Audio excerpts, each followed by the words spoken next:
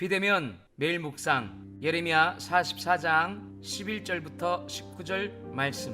네, 오늘은 2020년 10월 8일 목요일입니다. 벌써 한 주의 절반이 지나갔습니다. 오늘과 내일만 여러분들 잘 버티시면 또 이제 황금 같은 주말이 시작됩니다. 세월 참 빠르죠? 세월 빠르다고 생각하니까 좀 씁쓸하네요. 그런 의미에서 여러분들 하나님 말씀 힘차게 활력 있게 전하겠습니다. 네, 오늘 말씀의 본문은요, 예레미야 선지자가 이집트 땅으로 이주한 남은 자 유다 사람들에게 경고와 저주의 말씀을 하고 그에 대한 이 남은 자들의 완악한 반응의 모습입니다. 예레미야가 말하기를 너희들이 후손도 끊어질 것이다. 예루살렘 땅을 멸망시킨 하나님의 칼과 재앙이 너희들이 이주한 땅 이곳 이집트 땅까지 쫓아올 것이다. 여러모로 이렇게 경고했습니다. 그러면 보통 제대로 정신이 있는 사람이면 어떻게 하면 되겠습니까? 듣는 마음으로 돌이켜야 되지 않습니까?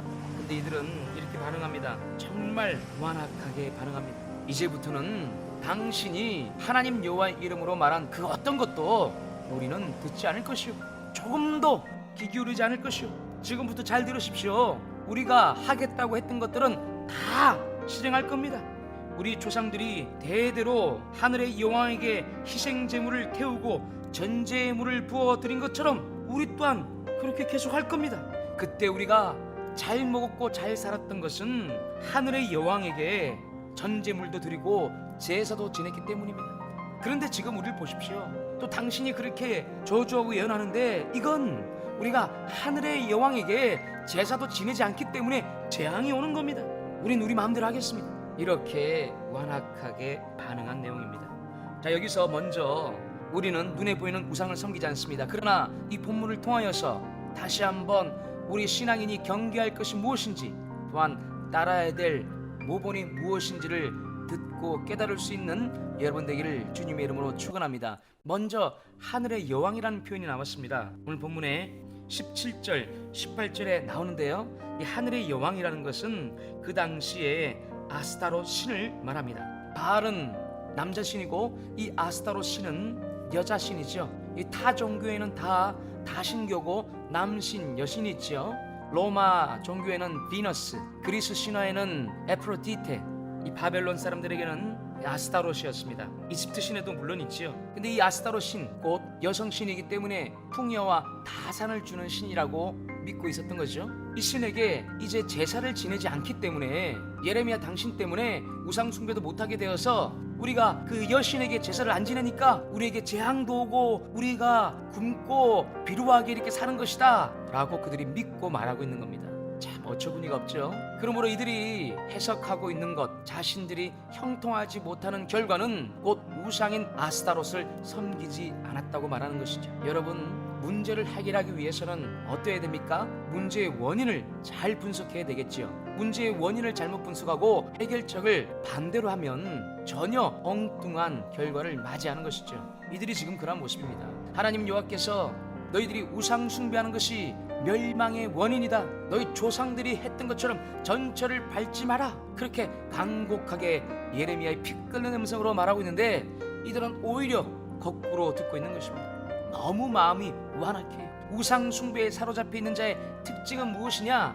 하나님의 말씀을 거역하고 받아들이지 않는 겁니다. 여러분들의 마음과 상태는 어떠합니까? 우리는 눈에 보이는 우상을 섬기지 않습니다. 그래서 우리 현대를 살아가는 신앙인들이 스스로 속고 착각하게 됩니다. 그러므로 우리는 이 특징을 보고 분별해야 됩니다. 내가 하나님 말씀을 그대로 받아들이지 않고 튕겨낸다, 거부한다, 그러면 당신은 그 어떤 것을 하나님 자리에 대신 놓고 섬기고 있는 겁니다. 또한 이 우상을 섬기는 자들의 특징은 무엇이냐? 원인 분석을 못해요. 문제가 있으면 해결하면 되는데 해결하려고 하는 마음이야 사람들이 다 동일하죠. 근데 원인 분석이 안 되니 엉뚱한 해결책을 제시하는 것이죠. 지금 이들이 이렇습니다. 이 남아있는 유다인들이 그래요. 자신들의 멸망하는 것은 우상 숭배가 아니라 오히려 우상에게 더 제사를 지내지 못했기 때문이라는 것이죠. 여러분들, 우리를 형통케 하는 것은 세상의 신이 아니라 바로 하나님이십니다. 성삼위 하나님이십니다. 형통은 잘 먹고 잘 사는 것이 아니라 하나님과 동행하는 것이 바로 형통인 겁니다. 오늘 여러분들 어떠하십니까? 여러분의 마음 상태가 문제에 대해서, 갈등에 대해서 원인을 잘 파악하고 있습니까? 아니면 남 탓이나 하고 있고 하나님 왜 그러십니까? 원망하고 있는 것입니까? 그렇게 합리화하면 안 되겠지요.